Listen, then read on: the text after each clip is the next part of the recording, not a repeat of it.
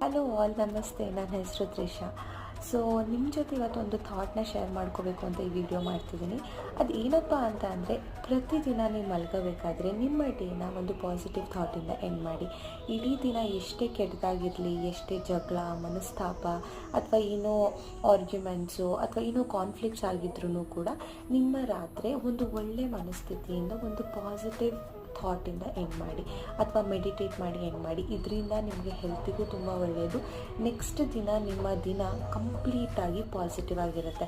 ನೀವು ಹಿಂದಿನ ದಿನ ಯಾವುದೋ ಒಂದು ಕೆಟ್ಟ ಮೂಡಲ್ಲಿ ಮಲ್ಕೊಂಡ್ರೆ ನೆಕ್ಸ್ಟ್ ದಿನವೂ ನಿಮ್ಮ ಮೂಡ್ ಹಾಗೇ ಇರುತ್ತೆ. ಸೊ ನೆಕ್ಸ್ಟ್ ದಿನವೂ ವೇಸ್ಟ್ ಆಗುತ್ತೆ.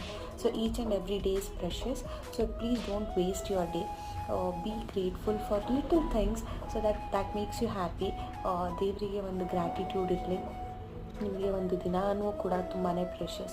So be thankful, be grateful for everything. Thank you. Bye. Good night.